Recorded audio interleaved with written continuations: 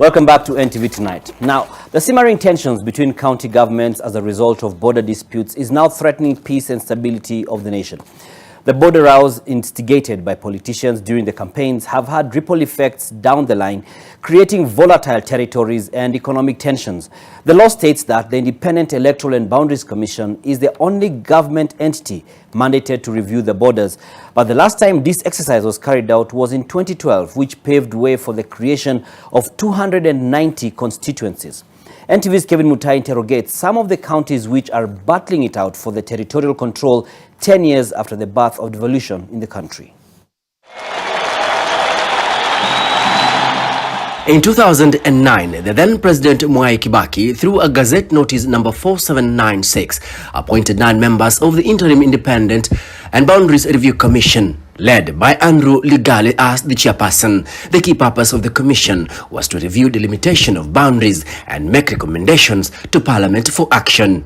The report that was done by Andrew Ligale is one of the documents. It's not the only document. It's one of the documents. They need to also get surveyors involved, the Institution of Surveyors of Kenya, because they are experts, professionals in these issues of boundaries, the Ministry of Lands. There are a number of offices that will need to be involved. And what I was saying is that the boundary delimitation process that took place did not use the most precise measurement in 1992. And that is why right now we have a general idea of where our boundaries are. But when disputes arise, the general idea might be to the nearest 100 meters or 300 meters. That can cause a significant change in where the boundary is. So there is need for concerted measures. But the battle for the administrative boundaries in the country is still an emotive issue. The confrontation between the two coastal counties of Kwale and Taita Taveta and further towards the eastern province of Makueni seems to be far from over. The two towns of Mtito Andei and Makueni Road along the busy Mombasa-Nairobi highway are at the center of this boundary dispute. Makueni and Taita Taveta counties are laying claim to Mtito Andei Township, with the fight over Makueni Road between Taita Taveta and Kwale counties also escalating. Hili swala la mpaka ni swala nyeti sana hapa kwetu Makueni Road. Ni swala ambayo limeanza zamani sana, kabla hata county governments hazijakuwa kuwekwa kwa sheria.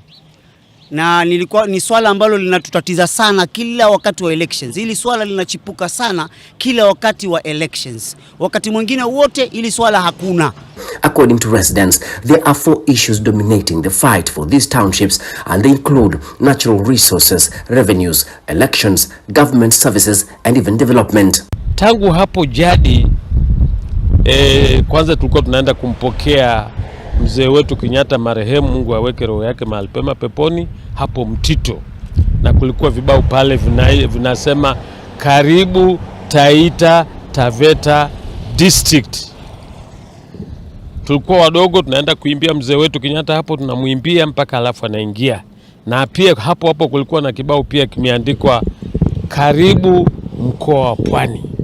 Kwa hivyo pale ulikuwa Mtito ni mkoa ni boundary ya mkoa wa Pwani na ndugu zetu Makueni, na tena kulikuwa ni mpaka wa Taita Taveta District then na ndugu zetu wa Makueni. Wakati huo ni Machakos. Ni siasa tu vile mimi wanafikiria ni siasa ile zimekuwa. Na nakumbuka wakati mwingine nikiwa nafanya kazi huko around 2002. There was a delegation from Coast Province na ingine kutoka Eastern Province, walikutana, lakini the PCs were there, both of them, na wakakaa wakasema wanaenda national government wapewe direction. Mpaka sasa hiyo direction haijatokezea. The long-running dispute has brought confusion among voters, especially during the electioneering cycle, locals claiming that politicians have been luring them to register as voters in their strongholds. Wamejua kwamba mtu anaweza pita rahisi kama ameshika huku.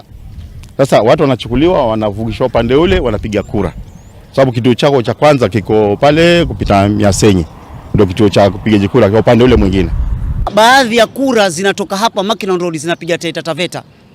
Sasa hizo ndio about 200 votes. Hizo ndio wanazitafuta.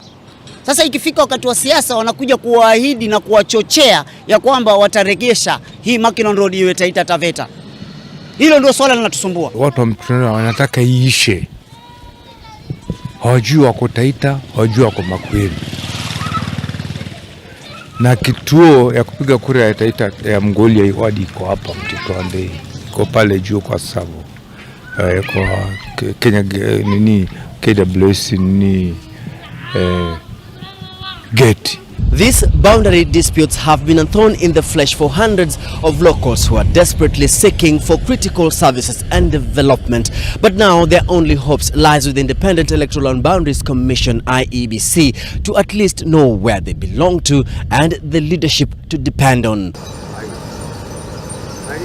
Consequently, this has had long impacts on the lives and livelihoods. Kuna wakati walikuja wakeka kibao pale nyuma ya Taru panaitwa Mwembeni. Walikuwa wanataka mlima huu wa Taru wanasema kwamba hizi milima zote za Wataita. According to leaders, Mbele Primary and Secondary Schools in Makueni Town are under Taita Taveta County Government administratively, despite situated in Kwale County geographically. NTV has established that some of these public institutions have been caught up in the ongoing row and cannot even benefit from the 100 million shillings Ward Development Fund allocated to Makueni Road Electoral Ward by Kwale County. Juzi tu nilikuwa na wazazi kadhaa tukijaribu kuzungumza ni vipi tutaweza kuisaidia ile shule. Iko katika hali yani mbaya kabisa. Majengo yameporomoka, yani hali yenye haizi kusaidika vile kwa sababu MP wetu upande huu akitaka kwenda kuisaidia mgao wake unasema iwe ni wa Kwale County ama hii tunaita Kinango sub county ambapo MP wetu ni Gonzirai. Anashindwa kwenda kutia mkono pale kwa sababu ile shule inasimamiwa upande ule mwingine. Wanafunzi wanateseka katika mikono ya wanasiasa. Hizi shule hii Makueni Primary ambayo sasa ni Mbele tunasema zilianzishwa na missionaries. Taru na hiyo Makueni Road zilianzishwa na missionaries. Lakini wakati wa handing over. Hii Taru wale walifanya handing over wapi? Kwale. Hii ikafanywa kimakosa, ikafanywa handing over wapi? Taita. Sasa wamechukua hicho kisingizio kwamba hii sehemu ni Taita County kwa sababu ya hiyo shule. Lakini ukiangalia the other amenities, government amenities zote ziko under Kwale. Kwa hiyo sasa ni kama kuna mtafaruko wa usumbufu kwa mwananchi sasa aelewe ni vipi. Ambapo sasa katika akili za wananchi wengi wao wanajua kwamba hii sehemu ni wapi? Ni Kwale County. This has resulted to some of the people being reportedly denied critical services such as health, therefore forcing them to travel over long distances in search of public amenities from their purported counties in order to access the services. Access to clean water is also another thorny issue, affecting hundreds of people living along these protracted territories. Some are now accusing Taveta Water and Sewerage Company of overcharging them for the supply of the precious commodity in Makueni Town. Locals fearing for double taxation if both devolved units decide to charge for the same service. Hii maji hapa Tafefo watu amenyanyasa mbaya sana. Sababu gani? Tafefo kabla haja kuja sisi maji yetu ametoka shilingi 400 au 300.